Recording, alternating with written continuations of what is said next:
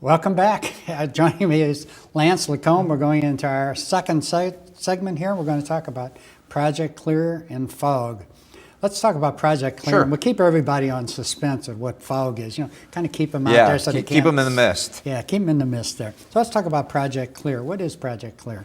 Project Clear is our ongoing investment in our sewer system to eliminate overflows and basement backups. And we have an agreement with the Environmental Protection Agency that equates to $4.7 billion over 23 years. And it is a schedule for these investments that need to take place. So in terms of talking about this, probably the biggest challenge we face in our industry is communicating with our customers and explaining what we do to our customers, because we are such an out-of-sight, out-of-mind utility. Many folks, not to be crass, but they flush in the morning, don't think twice about what's going on. And so there is a massive investment we need to make in that infrastructure. And as to communicate it to the public and to really have a good conversation around it, we launched the Project Clear initiative. And Project Clear covers all the activities which we are undertaking as part of our agreement with EPA to address sewer overflows in our community, address basement backups, and better serve our customers and protect the environment. Okay, and it's basically a project to catch up on 150 years of, for want of a better term, neglect. I think not by MSD, but I think they've been. It's fair. A lot of sewers been sitting there neglected. And it's fair. But personally, I'm a strong believer in what has made our country so great is the infrastructure we brought online in the late 19th century, early 20th century. We, as a society, have flourished and grown with bridges, transportation, utilities. But as a society, we neglected to do the regular investment, the year-over-year investment needs to take place. Oftentimes, we're great about building a good-looking, brand spanking new bridge, but sometimes to save some money, we cut corners on maintenance and rehabilitation. And so, no different than any other place in the country. We have had these issues. EPA has taken action against dozens of other cities across the United States. And it is, to a certain degree, not reinvesting in our system as much as we should have. I will present to you, though, in terms of overflows in our community, we have recognized the need for a long, long time. There is a lot of work that needs to be done to get our system up to speed in compliance with the Clean Water Act. But for the issue of sewer overflows, we've spent over $2.5 billion over the last 20 years to eliminate over 300 sewer overflows. But when you look at the size of our system, it's a huge system, fourth largest in the United States, and it does require a significant amount of money to properly maintain it, operate, and rehabilitate when necessary. What, since we're trying to play catch-up, Sure. How long did you say this is going to take? 23 years? 23 years at $4.7 billion based on regulations as they stand today. Regulations could change, requiring a bigger investment. But number one, we want to get the rain out of our system. There's three main components to our program, Project Clear, and it's get the rain out of the system, make sure we're doing proper maintenance and inspections, and then the overall projects are what I sometimes call big ticket items. Get the rain out. During moderate to heavy rainstorms, we'll have too much water get into our sewer system, and that causes overflows, and then adds overflow. An overflow is essentially a relief valve for when too much rainwater gets into the system. And in lieu of having thousands of basement backups, perhaps miles upon miles of flooded streets, these overflows allow a combination of stormwater and sewage to go out into the environment, our local waterways, and we also still do have some basement backups. So we need to get the rain out of the system. We need to make sure we're properly maintaining and inspecting our system. We have embarked on a very aggressive cleaning and inspection program, which is proven itself in a dramatic reduction in basement backups. And then over the next 23 years, we're going to be building big projects. The most significant projects will be deep tunnels that we're building under St. Louis. The longest right now is projected to be 9 miles long, 200 feet below ground, and 30 feet in diameter. And that's just one tunnel. Yeah. All total, we're going to be building 33 miles in length of tunnels, spread over probably about 11 individual projects. And this will dump into the Mississippi, basically? Well, where does it go? The tunnels will actually serve as storage. Okay. We'll let the stormwater go down into those tunnels. We'll store it as storm passes our community. Mm-hmm. Once we have clear skies again, we pump that water up to the treatment plant, clean it, and return it to the environment. And those tunnels collectively will hold hundreds of millions of gallons of water. Holy cow. Massive program. Do we have that, when it rains that much, do we have that much water? Well, we can have billions of gallons during rain events sometimes. And certainly with some of the storms we've seen come through, we get those hurricanes off the Gulf of Mexico in the late summer, early fall. I think back to Hurricane Ike in September 2008, some of the recent storms we've had in recent years, and they do come through. You have high velocity rainstorms, and I know the engineers will gripe at me for velocity because rain falls as quick as it falls, but what I mean is, you're talking about rainstorms which can dump 3, 4, 5 inches of rain instead of over a 6 or 7 hour period. You get it, in an hour or even 2 inches in a half hour. That is too much water for any system to handle at any given time. But we need to be better about handling that volume that comes out of the sky. Yeah.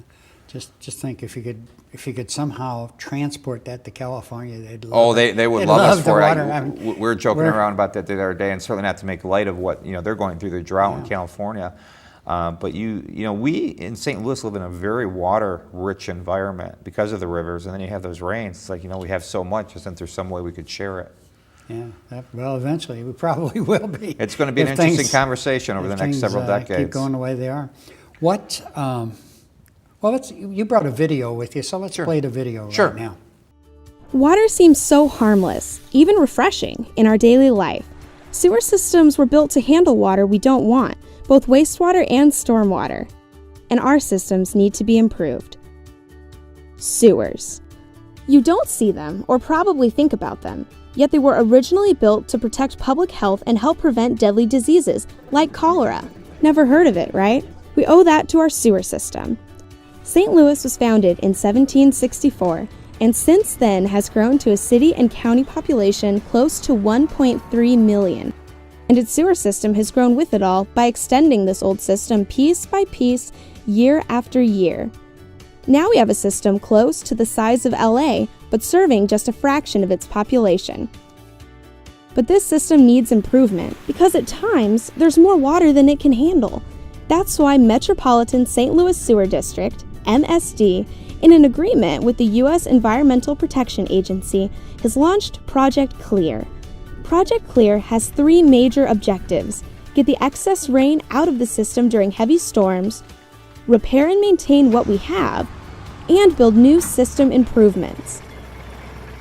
Through Project Clear, MSD is proud to make a multi-billion-dollar investment into our community over a generation. Because, like all utilities, the best sewer systems aren't seen, they just work.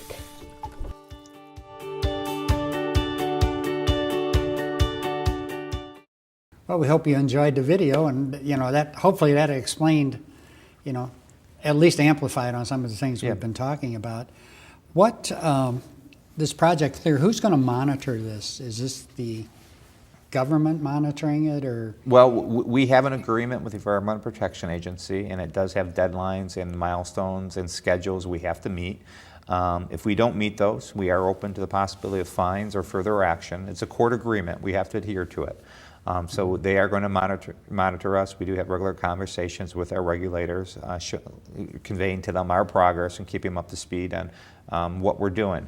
So far, so good. The program has been on time and under budget versus our original projections. We certainly hope to keep on schedule for that. But it's certainly in any massive project like this or program like this, you can expect to have some hiccups, but we've been doing a very good job managing it. And this is what MSD also does. We've made over a $2.5 billion investment over the last 20 years. Before that, we built very large treatment plants and conveyance tunnels and sewers. Big infrastructure underground is what we do. We can handle this. It's just a lot more of it we'll be doing at one time. And plus then we have a lot more reports we need to give the EPA, but this is what we do. Mm-hmm. How do they handle, I don't know if it ties this exactly or not, but how do you handle, there's a lot of areas that you have to pump up to get the sewage or the water up to a higher level to work, and it could be down in the valley or whatever. How do they handle that when, say, the electricity goes out?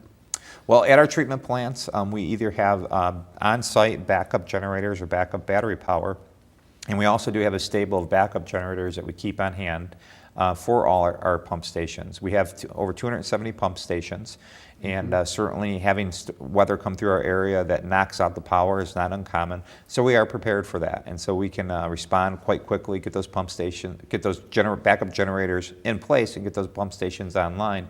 And many of the pump stations also have storage, which will allow them to store some volume of wastewater until we can get that power restored.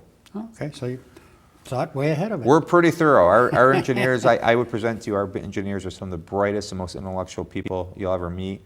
Once we got this agreement in place, it was amazing because you did see their eyes start to light up, because now that we had a schedule and we got past all the litigation, stuff like that, they can start doing their jobs. And they're some of the most intellectual, bright people I've ever met in my life.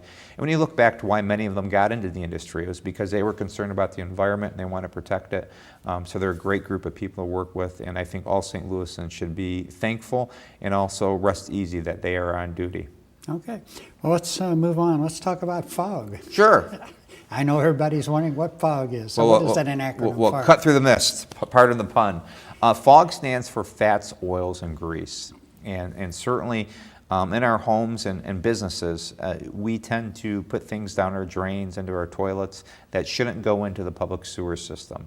And a lot of times, one of the biggest impediments is fog, the fat and oils from our cooking.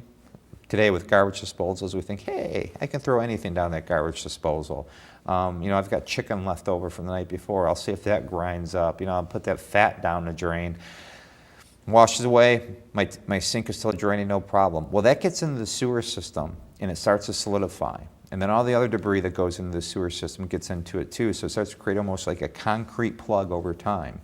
And when you have that fog impact and you have that fats, oils, and grease start to plug up the sewer system, it creates a blockage in the system, but the water keeps coming. And we're talking sewage. So it either backs up into basements, or it goes through an overflowing manhole, or heaven forbid we get a storm when we have a blockage. You have much more severe, you have a higher number of basement backups and more of a blockage and overflow from a manhole, perhaps into the surrounding creeks and streams where we don't want that sewage going. And so one of the things we really need to focus on and educate the community about is only certain things should be going in our sinks and toilets. They are not trash cans, particularly when it comes to fats and oils, cooking grease, so to speak. There are other ways to dispose of that. We recommend what grandmothers used to do. Pour that grease into a can, let it cool and solidify, cover it up, and toss it into the garbage. If you don't have a can nearby, let the grease cool down, take some paper towels, soak them into the paper towels, and put that into the garbage. We just don't want that fats and oils going into the system, because not only do you put yourself at risk, but you put your neighbors in your community at risk of basement backups and sewage going into the environment. So that's something we're very aggressive about. On the business side of things, in terms of restaurants, we have a very vigorous inspection schedule to make sure that restaurants and businesses that do cooking type things, that they are following proper parameters. And if someone does cause a blockage, and we can identify it and we can trace it back to them not doing something right, we will charge them for the cleanup and any other associated costs. So this is very important that we're responsible citizens and use our sewers the way they're supposed to be used and not use them as trash cans. Sounds good. The one we always see, and we try to at least educate the residents, is don't put leaves and stuff down the manholes. Yep. Because that stops those up too. Just as bad. A few years ago, I was driving down the street. I saw somebody trying to put a 2x4 in the inlet. I stopped and I was like, "What are you doing?" And they're like, and obviously been caught red-handed, but they're honest. They're like, "Well, I was just trying to throw it out." It is not a trash can. We don't want leaves going into the inlets. You plug those inlets up, you're just going to create ponding or flooding in your neighborhood. If it's there for a reason, help us help it function properly.